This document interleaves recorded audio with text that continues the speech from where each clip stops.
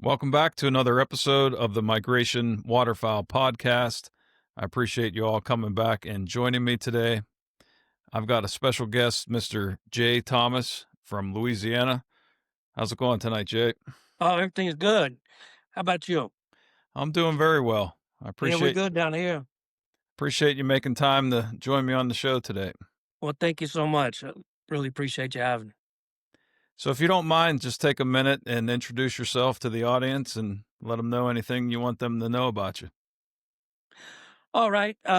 Jay Thomas. We have our company is Blind Grass Camouflage Systems, Blind Grass Waterfowl.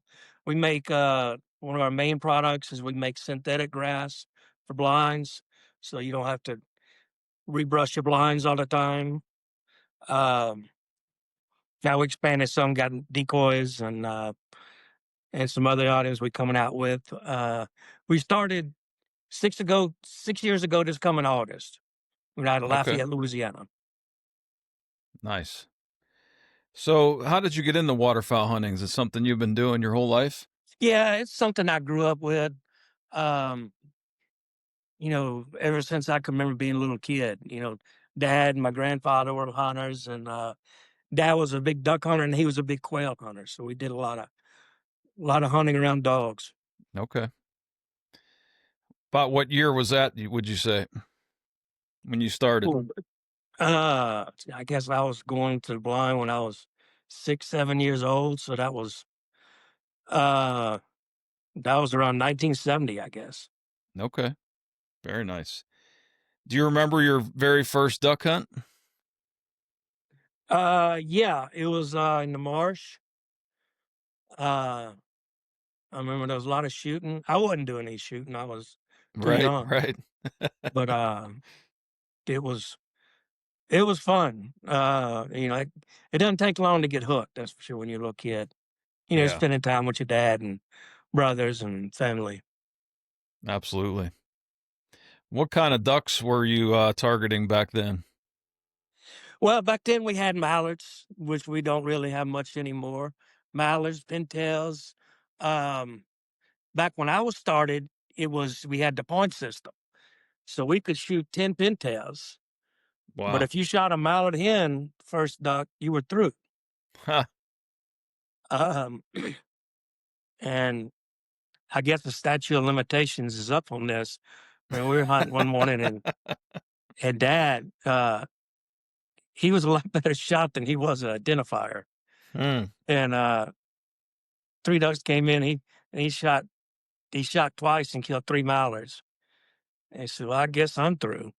So, but that point system was interesting. I mean, you could shoot 10 teals, 10 pintails, but if you shot them out in, you were through. Now, how long did that last till? I think it lasted, I think it was around 10 years. Okay. I could be wrong on that, but it was a pretty good while. And then they went to three ducks. We could only Yeah, shoot three, and that was tough. sure. So I've seen a lot of differences. Saw that uh, pretty much when I started is when the steel shot came in. Um, but and back to when it first came, it was awful. I mean, it was you shoot a duck and they look like they never felt it, Right. and then 200 yards and they just drop out the sky. Hmm. So about what age did you start taking the shotgun and getting shooting with the rest of the crew? I was probably 11 or so, Okay. taking 10 or probably 10, taking a 410 out. Um, I may have been a little younger. I can't really remember. I Okay. remember I was 12 and I started doing my own hunts, going out by myself, some squirrel Sure. hunting, stuff like that. Yeah. So what are some of the major changes that you've seen since you started and to today? Um, that a lot of it, like I said, the the steel shot was so bad, but now the loads are getting a lot better now, way Okay. way better than they used to be. Um, the way people hunt. Um, Unfortunately, now when I'm in this business, I get to go around the country and the Canada and stuff and hunt with different people. The mud boaters have made a big difference. Um, Down here, the crawfish has hurt us a lot. Um, because they flood the crawfish and it's the crawfish fields, the rice fields, and instead of being, right this deep is like the ducks want it, they flood it up this deep where Hmm. they don't want it. They don't get in as much. Okay. Um, a lot of changes down here, which doesn't affect the rest of the country. Um, you know, Changes in weather, which we've always had changes in weather, throughout history. Sure. But it seemed like, this year here in Lafayette, Louisiana, which we're pretty much on the coast, we had 9 inches of snow. Yeah, I saw that. That was wild. And man, we front out some ducks when it got cold like that because we didn't have any ducks before then. Okay. But um, right after that snow, man, the next day people were mollywopping. I bet. Yeah, Yeah, if that pushed them all the way to the ocean, you were the last stop there. yeah, we are pretty much the last stop, especially for the geese, Yeah. which we don't have the geese that we used to have. We used to be covered. You know, in the winter, you could drive down Highway 14, and pretty much far as you drive, all you saw was geese on the side of the road. Right. Right. Um, but everything goes through changes. We don't see robins like we used to see. Hmm. Um, That's when interesting. there was West Texas, when I was in college and stuff, they didn't have they didn't have all these duck guides, and they didn't have. Like I think I was in high school, and we were out there. And it was still the point system because Dad had a quail lease out there, and we would shoot those tanks. And we'd shoot the ducks pretty good on the tanks. And a game warden came to check us, and he didn't know what a pintail was. Hmm. And so that's how little they know about ducks back then. Now West Texas is big hunting territory. Same thing with Oklahoma. Sure. Oklahoma went duck hunting territory back then. Right. So the flyways are changing some. Um, but it's like, everything's always changing. For sure. So what does your season look like nowadays? About how many days do you think you're getting in every year? Me personally hunting, Yeah. well, I've got to hunt because I got to do market research Hmm. and stuff. That's what I tell my wife. I've got to always be searching for something. Um, Between Canada, teal season, uh, I probably hunt 60 days. Okay, that's a good bit. Yeah. Well, I mean, I'm an hour from my blind here. We hunt in Gaydon, Louisiana, in rice Okay. fields. So I'm an hour from that. Um, or if buddies of mine got placed in the marsh here, I'm an hour from that for a lot of places, maybe an hour and a half. Um, so it's not far. Yeah. So has your passion changed much since you started? Has it gotten a little bit stronger or about stayed the same? I'm old and embarrassed, but it's stayed the same. I mean, it's always been bad. Yeah. It's been really, really bad with me, and it's still bad. I mean, I'll wake up and I'll go by myself. If they say you can shoot one speckle belly, I would get up and go by myself and That's do that. great. Or Yeah, if you can call and get one speckle, like you may miss him, but sure. I'd go do it just because it's that much fun. No doubt. So what kind of led you to start messing around with blind materials and kind of how blind grass got started?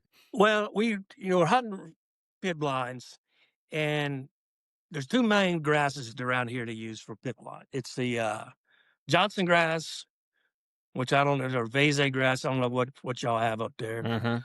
Um, that and salt grass, which Johnson grass, as soon as you get a freeze or something, it just breaks. I mean, Of course, we hadn't got a freeze lately till after Christmas, but it breaks. There's nothing but sticks left.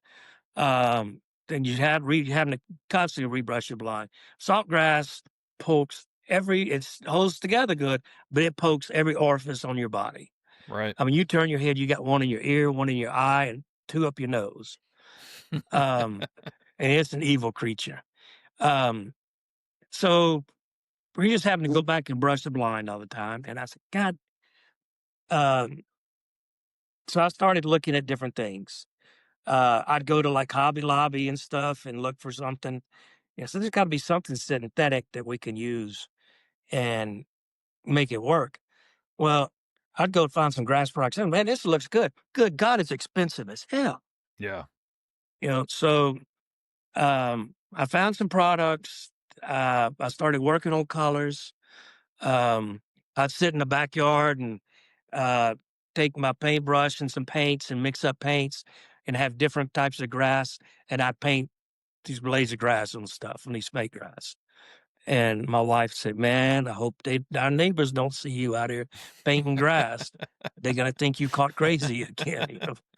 So um, I did that. So we found this product, and we could make it work. Started making it in mats. Started making loose grass and different varieties, and so tried it out for 1 year to just make sure it would work and how it would hold up well, and it did. So started marketing it the next year, and the reason I was wanting it because, like I said, you having to go back to brush the blind all the time, and I'd rather be at the camp doing something, Sure. or or if you go back in the afternoon to rebrush your blind, you may bump 3,000 geese out your field, Uh-huh. and just it's always having to redo it and just a pain. So came out with this, and the first year we started selling it, and I got lucky with kind of a byproduct of it because uh, people up, like I said, I did it for pit blinds. People up north started calling and saying, "Man, this stuff's phenomenal because it doesn't get wet and freeze. It doesn't add 500 pounds onto our boat. Hmm. Sometimes we can't even put our blind up because this grass product that we're using is frozen." Wow. So, well, I got lucky with that because I didn't care if it got wet or not. I just wanted it to last and stay up. So, Right. um, because I could go brush my pip line, not have to mess with it the rest of the season pretty much. Because you'd have regular grass, and if it rained 2 inches overnight, you get in, all your grass is knocked down. Everything's torn up in your blind. Sure. Then you got something that stinks ungodly in your blind. Right. Uh, so got lucky with that on the grass. So we started coming out with some different colors. Um, just because more demand, more demand, more demand.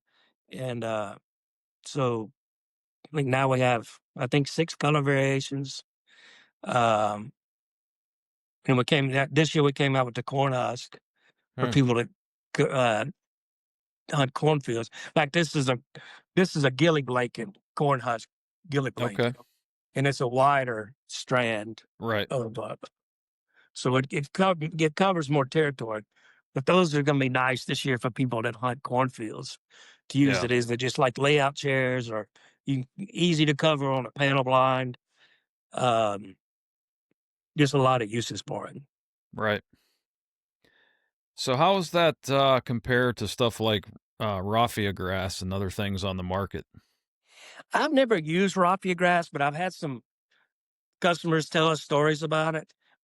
One thing of this is this isn't going to rot like raffia. I hear that raffia gets real tangled and stuff.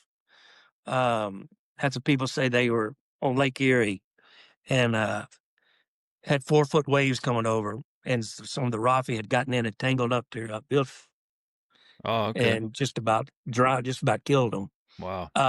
It doesn't soak up water like raffia does, um, and it'll stand up like raffia. If you hold it up, it just flips right down. This Sure. was blind grass will stand up.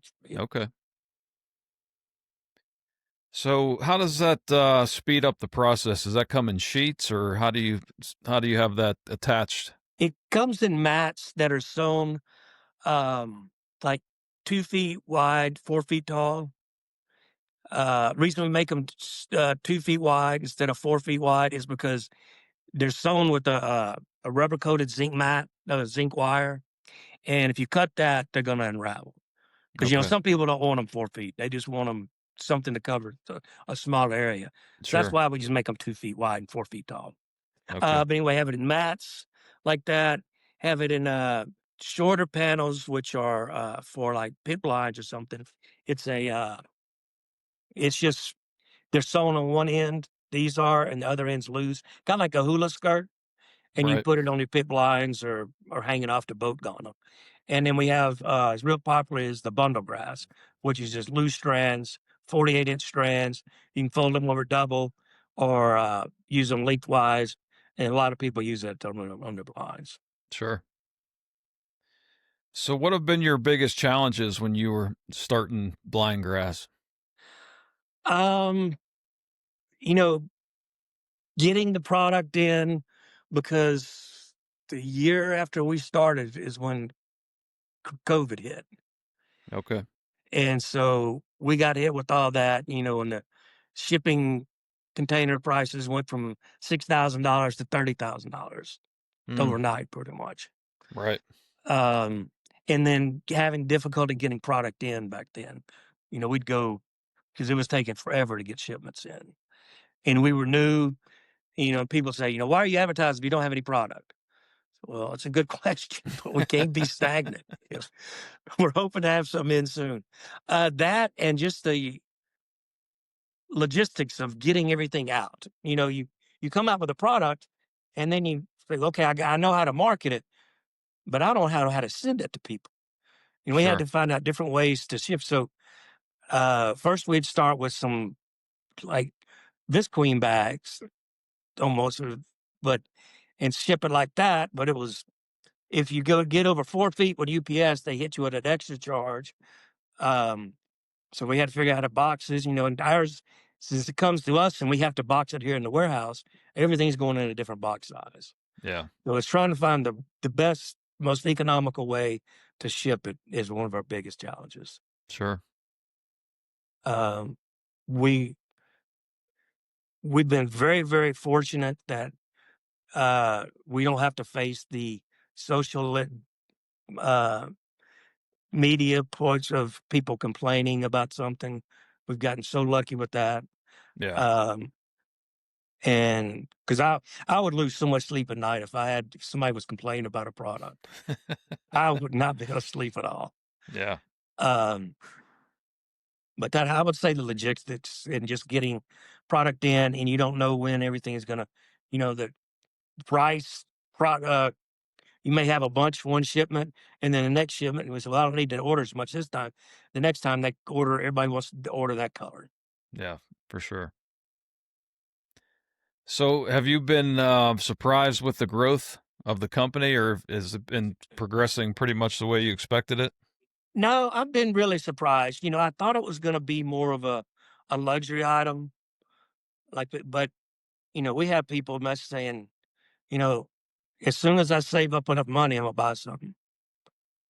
And I thought 18-year-old kids, they said, no, I'm gonna go get mine out of the ditch. And we got a bunch of 18-year-old kids buying it. Yeah. Just so because it makes everything so much easier. Sure. Um, so that's really surprising. I mean, that in the growth, um, I think last year was our 5th year, and we grew over 130% last year. So it's growing still a lot. Yeah. That's great. What's And your then we're up for this year. What? yeah? I'm s- What's your preferred method for attaching that if you're going to put it on a boat or a pre-built blind or even setting something up in the field? Um, a lot of zip ties. Most zip ties are the best, I think. Okay. Um, in fact, we started carrying zip ties just because people kept wanting them because everybody, you got to have zip ties to carry, attach something to. Sure. What are some of the biggest mistakes you see hunters make when trying to hide their blinds? Um, the biggest thing I see is, they don't make something look. People ask me all the time, "What color should I use?" "What color? What color?" Well, I can go, you know, 30 feet down our rice field levee and come upon 6 different colors. Hmm. It'd be green, it'd be, you know, light, almost yellow, yellow, it'd be brown, all kinds of different colors. Same thing you hunt in a riverbank or something. You look out there and there's a whole lot of different colors. So, and, just getting yourself enough brush up high where they can't see your face, trying to use the shadows as much as you can. Um, but I think the biggest thing is when people don't, they put it down too low and too boxy. Like I tell them a lot of times, use. I don't have any here, but use the bundle grass.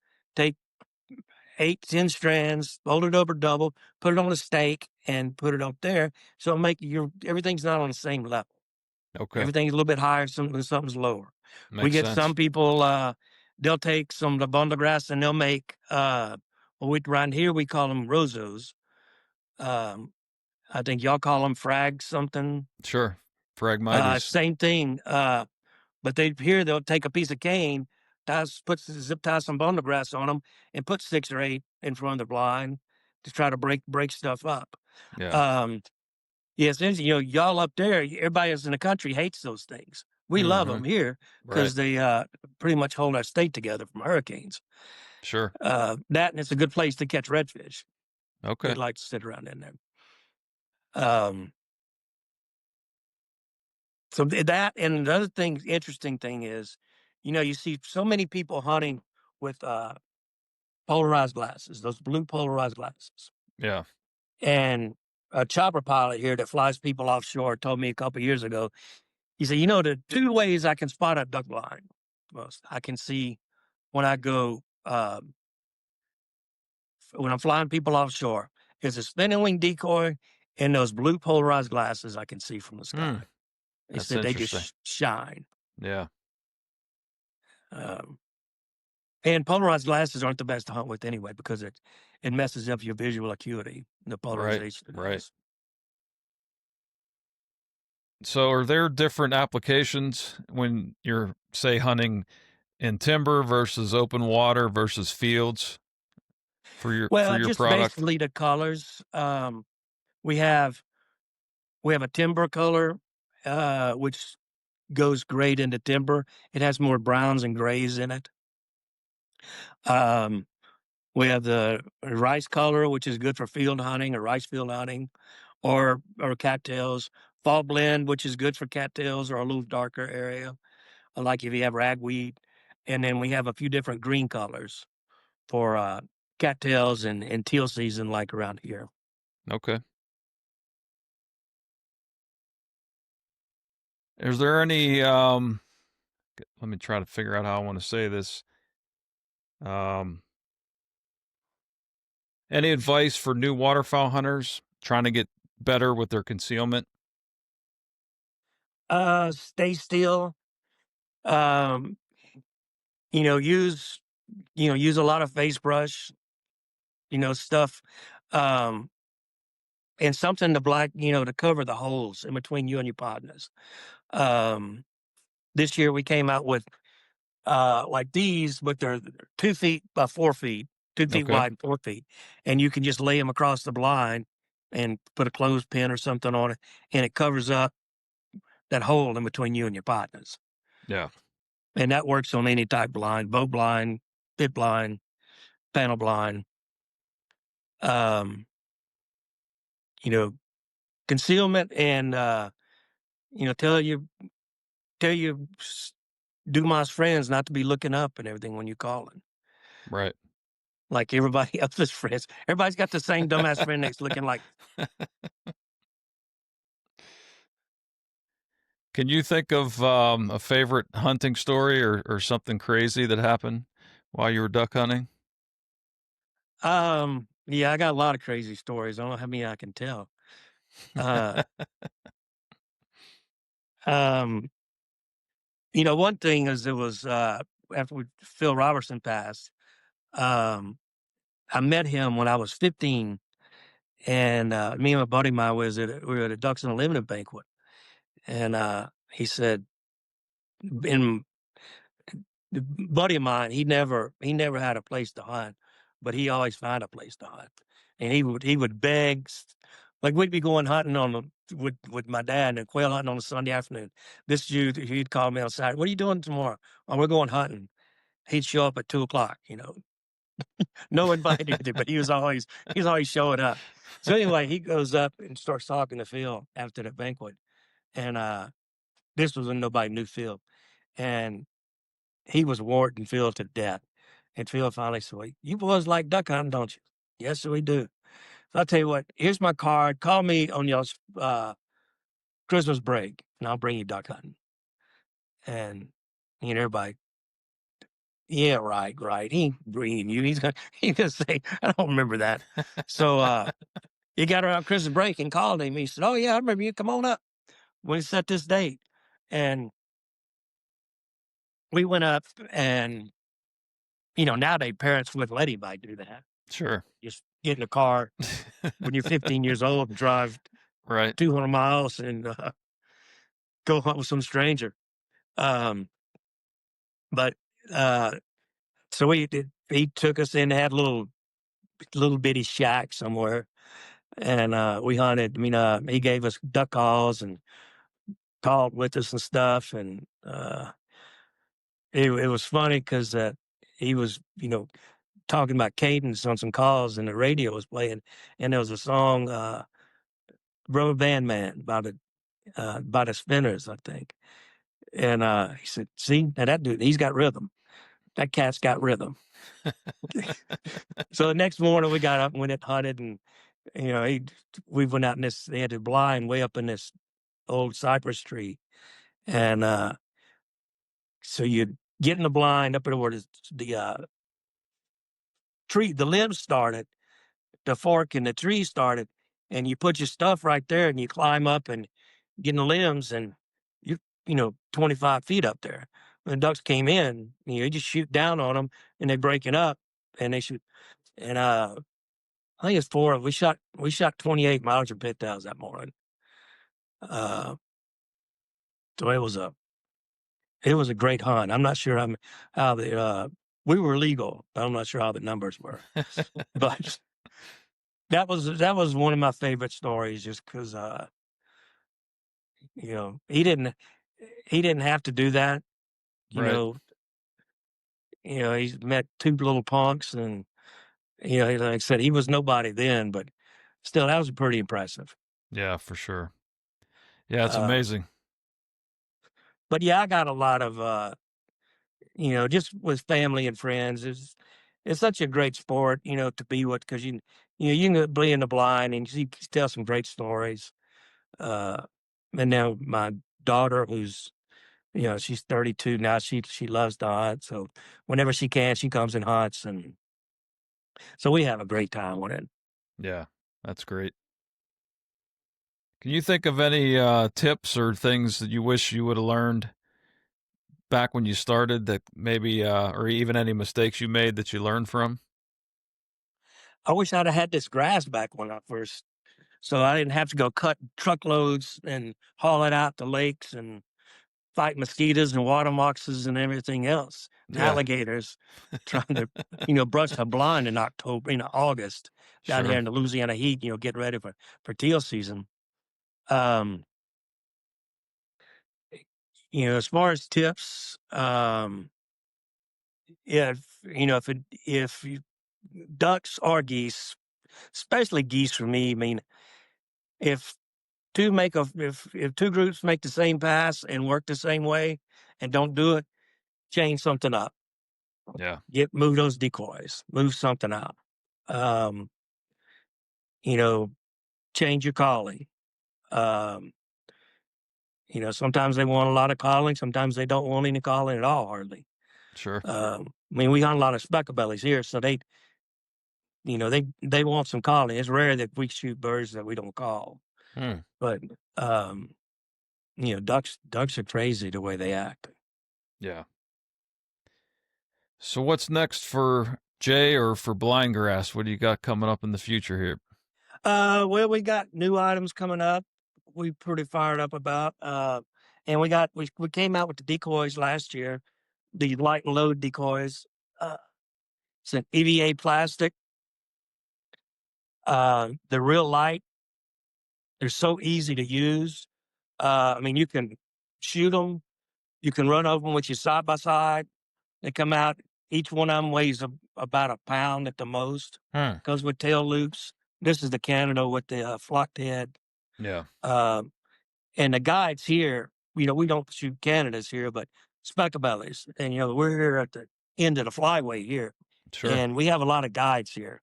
And, a big percentage of them are selling their decoys and using ours now just because they're so much easier, so much lighter. You can carry a ton of them at a time. Just a whole, and the specklebellies, it's a dark side, what we call them, because we made them darker than most people. Okay. A lot of specklebelly decoys are real pretty, but specks that aren't pretty like that. I mean, they're a beautiful Right. bird, Right. but their backs aren't pretty like that. Sure. They're pretty dark. I mean, you see it out in the field. If they didn't have, a plowed field, if they didn't have that white on them, you wouldn't see them. Yeah. Um, so the spec decoys around here have gone really, really, really big. Um, this is something here we got. I don't know how well you can see it on here, or me knowing how to show it. This little thing, it's a blind box seat. I hate coming up with things too early because in this industry, somebody will knock you off in a heartbeat. Yeah. That's for Uh, sure. but it's called a blind box seat. For people that every seat I've ever seen a blind, be it a boat blind, pit blind, panel blind, they all the same height, just like a kitchen chair. They too Yeah. low for people who got bad knees or tall people. You know, uh, I've been having knee surgery since I was 19 years old. So Mm. I've had bad knees. And when you're trying to get up out of a blind to shoot on those little short things, those little short, so you may have to grab up there to get yourself up. Yeah. Well, this is a high impact polymer box. It's waterproof. It's leak proof. I can see how to open. It's got a zipper pouch up here for like sunglasses, uh, gun oil and stuff. It's got here for here's a dry shell bag. We came out with these 6 years. This is one of our first items we came out with. Is a Okay. dry shell bag. Now a lot of people have them. Um, light calls carries a lot of stuff in there. Yeah. Anyway, so when you instead of sitting like this and trying to work your way up, this puts you up a little bit higher. So you're springing up to shoot. It gets you up so Right. much Right. faster to shoot. For people like old guys or people with bad knees or or guys who are taller. Sure. Because I see a lot of people have problems with that. Yeah. For sure. Um, this is another.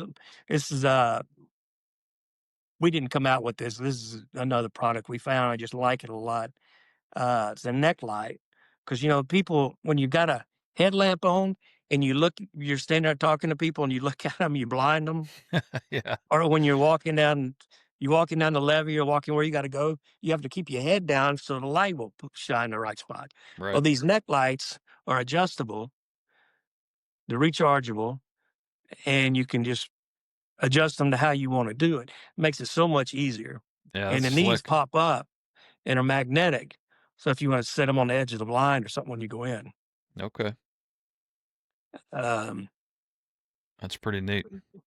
yeah, they make it so much easier than a headlamp. Yeah. Um, But let's see. So we get this year, and then we got the corn husk is new. Um, uh, as far as the new color, and then we're coming out with a leaf color in this. It's gonna be darker for like timber and stuff like that. Okay. Uh, so what kind of hunting do y'all do up there? What do y'all shoot mostly? Probably mostly mallards and wood ducks. We do get some pushes of pintails later in the season and a lot of Canada geese around here, that's for sure. I wish we had some because we don't have any. Yeah. Um, yeah, I don't know why everybody else is just filled up with them, but we don't have them around here. Yeah, we seem to be going through a boom the last 10 years or so. It seems like it hasn't even peaked yet, but we'll see what happens. Um, yeah, the only place I've shot them is in Canada. Okay. Um, and it was a lot of fun. Yeah. They are fun to hunt. They're big, they talk a lot. Um, yeah, they certainly when you shoot the big ones, it's incredible how big they are. Oh yeah.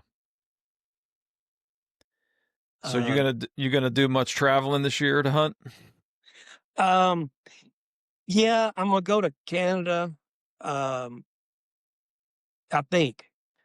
Waiting to see which invite comes through before and make sure one comes through. Um, Canada, and then have a few more little trips coming up. Okay. You ever hunted around this way, Run? No, I've never made it that far south to duck hunt. We're always around. Just give us a holler and come on down. I appreciate that. Yeah, that's definitely on my short list for sure. Yeah, it's a little different when you going out and you see a alligator in your rice field in the pond. I bet. Are you guys going to have a booth at Ducks Unlimited Expo? Yes, we're gonna do Ducks Unlimited and the one in Memphis and the Delta Waterfowl. God, that's coming up quick in Sure is. Oklahoma City. Yeah, I'm not going to be able to make Delta, but I'll stop and introduce myself in Oh, Memphis. great. Yeah, please do. Looking That forward to should be a that. big deal. Yeah, I think so. So I've got Uh, some rapid fire questions for you to wrap up if you're ready. all right. What's your favorite waterfowl? Specklebelly. What's your favorite waterfowl recipe? Oh, I'd say pot roasted specklebelly or teal or wood ducks or grits and duck grillades. That sounds good. What's your favorite shotgun? Man, I got my shoulders messed up. I don't have any cartilage left in, so I had to go to a 20 gauge last year. Mm, Well, I bought a Beretta and the barrel messed up on it, so I sent it off in December. Still hadn't gotten it back. So I'm not being real rapid fire on this. But then I bought a Browning and I can't remember what the Browning which model it was. It's 20 gauge, but it feels really, really good. that's great. So that's what I'm shooting right now. Okay. What's your favorite snack in the blind? Um, I like boudin. Um, everybody likes a little Debbie. Oh yeah. And turkey, sometimes make turkey sandwiches. Pass Okay. the time when it gets. I have to eat them real slow when it's boring out there. Right. Do you prefer hunting marshes, lakes, or rivers? Marshes. Okay. How many decoys do you use on an average hunt? On an average, I'd say mostly I'm specklebelly hunting. I'm using 3 dozen. Okay. Okay. Uh, duck hunting. Uh, we probably use 6 dozen. Yeah. But we're leaving those on the duck decoys. We can leave them out a lot because we're on rice field Okay. or marsh. Do you prefer to go by boat, kayak, or walking in? Um, Or side by side? I think you mentioned that one too. yeah, side by side and walking in. You get pretty good shape down here on you walk in those rice fields, Okay. walk in the mud. And what's been your favorite place to waterfowl hunt, if you could pick a favorite? Well, I'd say just for the history, Pecan Island, or and then just for the different type of country and different hunting is Canada. Okay. Um, yeah, the Canada trips have been really fun just because I mean hunting dry fields is just something so different than what we ever do, as far as for ducks. Sure. Right. Um, we don't ever. I mean, I don't remember when I shot a duck on a dry field in Louisiana in the last time. Yeah. That's fun to do. That's for sure. Yeah. Yeah, and in Canada, when you got 25, 30 milers swinging through a pea field, uh, it's pretty crazy. For sure. Have you ever been up there? No, I'm actually might be making my first trip up there this year. Oh, very good. Actually, I It's have two. I'm going to do one early season, and I might go back up for a diver hunt on Lake St. Clair. cool. Um, yeah, I usually get the last 2 years I've been in, I guess, October, Yeah, and it's been it's been really different, really cool. sure. Um, yes, yes. Speaking of the walk in the rice field, walking, my wife who doesn't ever hunt, I told her one time, I said, "Man, you need to come hunt in the rice field. Just come." I knew she wasn't gonna shoot anything. I said, just just come watch the dog. Watch, I'll call some geese. I won't shoot them. I'll just like, she said, okay. So she calls before she comes here. Will I get any exercise up there? I said, well, she said, not, I'm gonna go jog. I said, well, if you want to walk to that rice field, you can get all the exercise you want. So go park the side by side and gonna start walking to the blind and walking down the levee. And I said, now, if you want to get exercise, you just get off this levee and walk into the rice field. So she got about 2 steps and I heard splash. I look back, she's doing a dying cockroach. Oh no. Yeah, that might can be a little bit tough. Last time you'll get her out there, probably. Yeah, yeah, she hadn't. I don't think she's been back. She's been to camp, but I don't think she's been in the blind since. Right, right. In fact, she's a big animal lover, which she loves that I hunt. Yeah. But if our house would have 93 dogs and 62 and a half cats, if she had her way. Oh yeah, for So sure. we're out in the blind that day, and I said, I see a speck, and I call, and it just locks up. It's coming right down the levee, and I said, "Look, I got to shoot this speck." And she said, "Okay." I said, "All right, I just want to shoot because I want Jolie to go get it." I said, "Okay, fine." So I call again. It's coming right at me. It comes right over the blind, and I jump up, and boom, boom, boom, and I hadn't cut a feather yet. And she, my God, it was so big and flying so slow. How did you miss? I could have hit that. Yeah. Uh, You'll need to come again. I still Right. don't know how I missed it, but it was pretty funny. Yeah. Well, I appreciate your time, Jay. I want to give you an opportunity to let everybody know where they could find you, your website, if social media, whatever else you got going on. Sure. Website is blindgrass.com. Social media, Facebook is blindgrass. It's just blindgrass. Instagram is blindgrass camo. Okay. Go over there and check them out, everybody. Give them a follow, and hopefully I'll catch up with you in Memphis. Please do. Yeah, I look forward to seeing you.